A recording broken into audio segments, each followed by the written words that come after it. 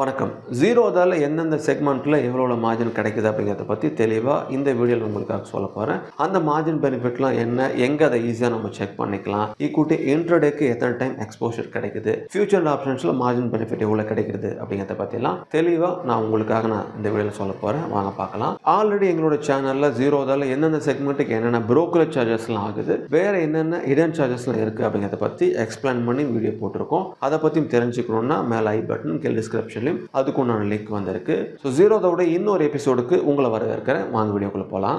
இந்த மார்ஜினை பற்றி சொல்கிறதுக்கு முன்னாடி எப்படி இருந்துச்சு அப்படின்னு நான் சொல்லிடுறேன். ஏன்னா முன்னெல்லாம் ஈக்விட்டியில் அண்ட் ஃபியூச்சரில் இன்ட்ரடே பண்ணுறதுக்கு நிறைய எக்ஸ்போஷர் மார்ஜின் கொடுத்துட்டு இருந்தாங்க. ஆனால் நிறைய எக்ஸ்போஷர் கிடைக்கிறதுனாலே மார்க்கெட்டை பற்றி சரியாக புரிஞ்சிக்காம பிகினர்ஸ் நிறைய லாஸ் பண்ணிட்டாங்க. இதெல்லாம் கண்ட்ரோல் பண்ணுறதுக்காக செபியை நியூ மார்ஜின் பாலிசியை கொண்டு படிப்படியாக அந்த மார்ஜினை அதிகமாக கொடுக்கறதுலேருந்து இவ்வளோ பர்சன்டேஜ் தான் கொடுக்கணும் அப்படின்ட்டு அவங்களே ரூல் வச்சு குறைச்சிட்டாங்க. எக்ஸாம்பிளுக்கு முன்ன ஈக்விட்டியில் எல்லாமே 20 டைம்ஸ் வரைக்கும் மார்ஜின் பெனிஃபிட்லாம் கிடைச்சிட்டு இருந்தது. 200 ரூபா இருக்கிற ஸ்டாக்கை வெறும் 10 ரூபா உங்கள்கிட்ட இருந்தால் போதும், அந்த ஸ்டாக்கை இன்ட்ராடேல உங்களால் பை பண்ண முடியும். இந்த மாதிரிலாம் இருந்தது. அதே போல தான் ஃபியூச்சரில் ஸ்டாக்கை பை பண்ணுறதுக்கும் செல் பண்ணுறதுக்கும் மார்ஜின் பெனிஃபிட் நிறைய கிடைச்சிட்டு இருந்தது. ஆனால் இப்போ அந்த மார்ஜின் எல்லாமே செபி டோட்டலாக குறைச்சிட்டாங்க.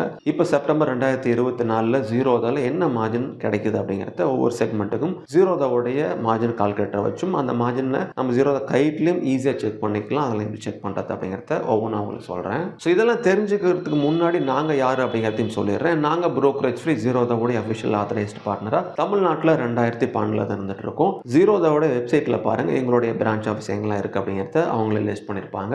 எங்களுக்கு கோயம்புத்தூர், சேலம், திருச்சி, மதுரை, திருநெல்வேலி, பாண்டிச்சேரி, ஈரோடு, தருமபுரி இந்த இடங்களில் பிரான்ச் ஆஃபீஸ் இருக்கு. இங்கே இருக்க மக்கள் ஜீரோதா அக்கௌண்ட் ஓப்பன் பண்ணணும் அப்படின்னா தாராளமாக அந்த பிரான்ச் ஆஃபீஸை நீங்கள் விசிட் பண்ணலாம். இப்போ ஜீரோதா அக்கௌண்ட் ஓப்பனிங்க முற்றிலும் இலவசமாக்கிட்டாங்க. நீங்கள் புதுசாக டிமேட் அக்கௌண்ட் ஓப்பன் பண்ணுறது, உங்கள் ஃப்ரெண்ட்ஸை ரெஃபர் பண்ணுறதுக்கும் சரியான தருணம் இதுதான். உடனே டிஸ்கிரிப்ஷனில் இருக்கிற லிங்கை கிளிக் பண்ணி உங்களோட அக்கௌண்ட் ஓப்பன் பண்ணிங்க. ஸோ அதில் 4th ஸ்டெப்பில் உங்களோட பேங்க் டீட்டெயில் ஃபில் பண்ணுறதுக்கும் கீழே அசிஸ்டட் பை அப்படின்னு ஒரு ஆப்ஷன் கேட்கும். அதில் AUTRBS அப்படிங்கிற தமிழ்நாடு கூட மென்ஷன் பண்ணுங்க. அப்போ தான் ஜீரோதாவுடைய எல்லா சப்போர்ட்டும் தமிழ்நாட்டில் எங்கள் டீம்லேருந்து உங்களால் வாங்கிக்க முடியும். ஜீரோதா சப்போர்ட்டை தமிழ்நாட்டில் கொடுக்கறதுக்கு குவாலிட்டியான டீம் இருக்கணும். ஸோ ஜீரோதாவுடைய தமிழ்நாடு பார்ட்னர் யார் அப்படிங்கிறத ஜீரோதா வெப்சைட்லையும் செக் பண்ணிட்டு அதுக்கப்புறம் அக்கௌண்ட் ஓப்பன் பண்ணுங்க. அப்போ தான் எல்லா சப்போர்ட்டும் தமிழில் உங்களுக்கு கிடைக்கும். இப்போ ஜீரோதா வெப்சைட்டில் இந்த 3 ஆப்ஷனை கிளிக் பண்ணோம் அப்படின்னா மார்ஜின் கால்குலேட்டர்னு இருக்குது. ஜஸ்ட் அதை கிளிக் பண்ணிக்கலாம். கிளிக் பண்ண உடனே ஃபியூச்சர் ஆப்ஷன்ஸ்க்கு, ஈக்விட்டி ஃபியூச்சருக்கு, கமோடிட்டிக்கு, கரன்சிக்கு, ஈக்விட்டிக்குன்னு தனித்தனியாக நம்ம கிளிக் பண்ணி எவ்வளோ மார்ஜின் பெனிஃபிட் கிடைக்குது அப்படிங்கிறத செக் பண்ணிக்கலாம். நான் ஃபஸ்ட்டு ஈக்விட்டிலேருந்து ஸ்டார்ட் பண்ணுறேன். ஈக்விட்டியில் ஹோல்டிங் எடுக்கலாம் அல்லது இன்ட்ராடே பண்ணலாம். இன்ட்ராடே பண்ணுறதுக்கு எவ்வளோ மார்ஜின் பெனிஃபிட் கிடைக்குது அப்படிங்கிறத நம்ம செக் பண்ணிக்கலாம். ரொம்ப சிம்பிளாக இதை செக் பண்ணிவிட்டு சர்ச் ஃபார் அ ஸ்டாக் அப்படின்னு கேட்குது. எந்த ஸ்டாக் நீங்கள் இன்ட்ராடே பண்ண விருப்பறீங்களோ ஜஸ்ட் அந்த ஸ்டாக்கை நீங்கள் சர்ச் பண்ணால் போதும். பாருங்கள் மார்ஜின் 20% கிடைக்குது. லிவரேஜ் 5x அப்படின்னு கொடுத்துருக்காங்க. அப்படின்னா 5 டைம்ஸ் வரைக்கும் இன்ட்ராடேக்கு எக்ஸ்போஷர் கிடைக்குது. இப்படி எந்த ஸ்டாக்குடைய இன்ட்ராடேவுடைய மார்ஜின் நீங்கள் தெரிஞ்சுக்கணுமோ ஈக்விட்டி இதை இங்கே நீங்கள் தெரிஞ்சுக்கலாம். இதை விட இன்னும் சிம்பிளான ஒரு மெத்தட் இருக்குது. அது இப்போ நான் உங்களுக்கு சொல்கிறேன். ஜீரோதாவுடைய கைட் பிளாட்ஃபார்ம்லையோ அல்லது மொபைல் ஆப்லையோ எந்த ஸ்டாக்கை பை பண்ணணுமோ ஜஸ்ட் நீங்கள் பை அப்படின்னு கொடுத்துட்டு நீங்கள் இன்ட்ராடே பண்ணுறீங்களா அல்லது லாங் டேர்முக்கு போகிறீங்களா அப்படிங்கிறத ஜஸ்ட் சூஸ் பண்ணால் போதும். ஸோ கீழே மார்ஜின் காமிச்சிடும். லாங் டேர்முக்கு ஃபுல் அமௌண்ட் தேவைப்படும். இன்ட்ராடேக்கு பாருங்க கிட்டத்தட்ட 1028 ரூபா இருக்கிற அந்த ஸ்டாக்கு வெறும் 205.70 பைசா இருந்தாலே போதும். இன்ட்ராடேல ஒரு ஷேர் உங்களால் வாங்க முடியும். இதை நீங்கள் குவான்டிட்டி இன்க்ரீஸ் பண்ண இன்ட்ராடேல வாங்க எவ்வளோ அமௌண்ட் தேவைப்படும் அப்படிங்கிறத ரொம்ப சிம்பிளாக நீங்கள் இங்கிருந்தே தெரிஞ்சுக்கலாம். இதே போல் ஃபியூச்சர் அண்ட் ஆப்ஷன்ஸில் எவ்வளோ மார்ஜின் தேவைப்படும் அப்படிங்கிறதும் இந்த மார்ஜின் கால்குலேட்டரில் செக் பண்ணிக்கலாம். எக்ஸாம்பிளுக்கு நிஃப்டி, பேங்க் நிஃப்டி இந்த மாதிரி இண்டெக்ஸும் அதே போல் ஸ்டாக் ஃபியூச்சரோ அல்லது ஆப்ஷன் செல் பண்ணவோ எவ்வளோ தேவைப்படும் அப்படிங்கிறத ஜஸ்ட் நம்ம இங்கே தெரிஞ்சுக்கலாம். ஸோ எக்ஸ்சேஞ்ச் சூஸ் பண்ணிட்டு ஃபியூச்சர் சூஸ் பண்ணிட்டு இப்போ நிஃப்டி எடுக்க எவ்வளோ தேவைப்படும் அப்படிங்கிறத நம்ம செக் பண்ணிக்கலாம். எக்ஸாம்பிளுக்கு செப்டம்பர் மந்த் ஃபியூச்சரே ஒரே ஒரு லாட்டு பை பண்ண எவ்வளோ தேவைப்படும் அப்படிங்கிறத இங்கே சூஸ் பண்ணிட்டு ஆட் கொடுத்தோம்னா அதோடைய ஸ்டாண்ட் மார்ஜின் எவ்வளோ, எக்ஸ்போஷர் மார்ஜின் எவ்வளோ, டோட்டல் மார்ஜின் எவ்வளோ அப்படிங்கிறது எல்லாத்தையும் தெளிவாக இங்கே காமிச்சிடும். இது ஸ்டாக் ஃபியூச்சர் ஏதாவது பை பண்ணணும் அல்ல செல் பண்ணணும்னாலும் ஜஸ்ட் இங்கே சிம்பிளில் நீங்கள் அதை ஆட் பண்ணிக்கலாம். எக்ஸாம்பிளுக்கு நான் SBI கொடுக்குறேன். SBI கொடுத்துட்டு நவம்பர் மந்த்தே ஒரே ஒரு லாட்டு நான் நான் செல் பண்ணலான்னு இருக்கேன். ஜஸ்ட் சூஸ் பண்ணிட்டு ஆட் அப்படின்னு கொடுத்தோம்னா ஸோ அதுக்கு எவ்வளோ மார்ஜின் அப்படின்னு தெரிஞ்சுக்கலாம். கீழே கொஞ்சம் ஸ்க்ரோல் பண்ணோம் அப்படின்னா நிஃப்டிக்கு எவ்வளோ மார்ஜின் தேவைப்படும், எஸ்பிஐக்கு எவ்வளோ மார்ஜின் தேவைப்படும் அப்படிங்கிறத காட்டி டோட்டல் மார்ஜின் நம்ம செக் பண்ணிக்கலாம். இது ஒரு ஆப்ஷன். இல்லை அப்படின்னா ஜீரோதா கைட்டுக்கே போயிட்டு ஜஸ்ட் எஸ்பிஐயோடைய ஃபியூச்சர் நான் டைப் பண்ணுறேன் பாருங்க.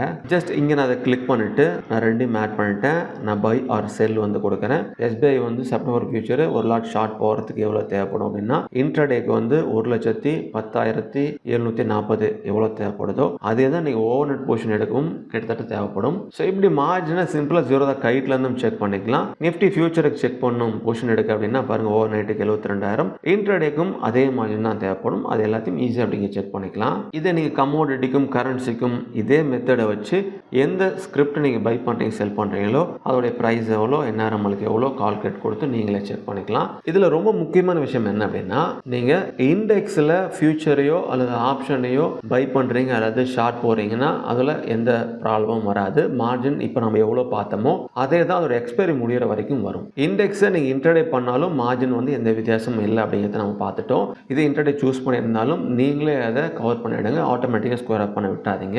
இப்போ இதை நீங்கள் ஸ்டாக் ஃபியூச்சரோ அல்லது ஸ்டாக் ஆப்ஷனோ பை ஆர் செல் வந்து பண்ணியிருந்தீங்க அப்படின்னா அதுக்கு வந்து சில ரூல்ஸ் வந்து இருக்காது. ஃபிசிக்கல் செட்டில்மெண்ட்டுக்குன்னா ரூல்ஸ் வந்து இருக்கு.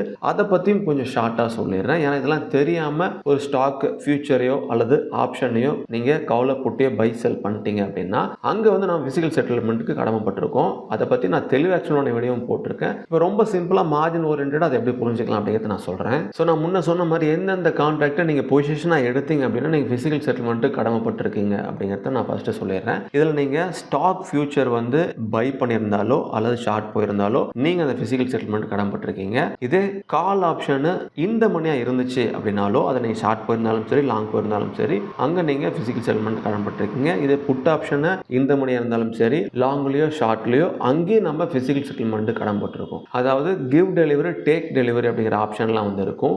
எக்ஸாம்பிளுக்கு ஒரு ஸ்டாக் ஃபியூச்சரை நீங்கள் வாங்கிட்டீங்க அப்படின்னா அதுக்கு லாட் சைஸ் ஃபிக்ஸ் பண்ணியிருப்பாங்க. எக்ஸ்பைரி முடிகிற வரைக்கும் நீங்கள் அந்த பொசிஷனை கவர் பண்ணாமல் வச்சுருந்தீங்க அப்படின்னா எக்ஸாக்டாக அந்த லாட்டில் இருக்கிற குவான்டிட்டிக்கு நீங்கள் ஹோல்டிங்கில் இருக்கிற ஸ்டாக்கை வாங்க எவ்வளோ தேவைப்படுமோ அவ்வளோ தொகை வந்து உங்களுக்கு தேவைப்படும்.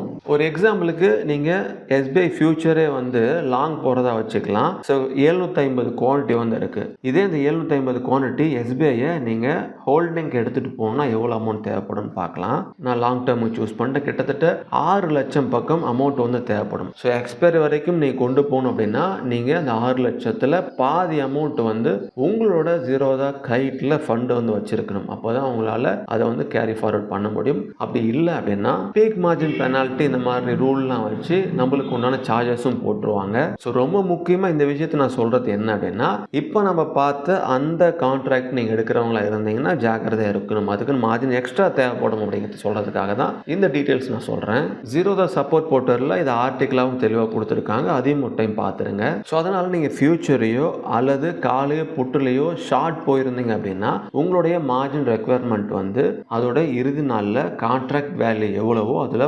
50% வந்து உங்கள்கிட்ட அமௌண்ட் வந்து இருக்கணும். அல்லது 1.5 டைம்ஸ் வந்து என்ஆர்எம்எல் மார்ஜின் வந்து உங்கள்கிட்ட இருக்கணும். ஸோ இந்த மார்ஜின் வந்து அதிகமாகுது அப்படிங்கிறத நம்மளுடைய ஜீரோதா கைட்டோடைய ஃபண்ட்ஸில் நம்ம செக் பண்ணிக்கலாம். ஃபண்ட்ஸில் ஈஸியாக எக்ஸ்போஜர் மார்ஜின் எவ்வளோ தேவைப்படும் வேற என்ன மார்ஜின் தேவைப்படும் அப்படிங்கிறத இங்கே வந்து காட்டிடும். அதை எக்ஸ்பைரி நெருங்க இதே நீங்கள் ஸ்டாக் ஆப்ஷனில் காலையோ புட்டையோ லாங் போயிருந்தீங்க அப்படின்னா ஒருவேளை அது இந்த மணி கான்ட்ராக்டாவோ அடுத்த மணி கான்ட்ராக்டாவோ இருந்துச்சு அப்படின்னா அதுக்கும் மார்ஜின் எக்ஸ்ட்ரா தேவைப்படும் அப்படிங்கிறதையும் புரிஞ்சுக்குங்க.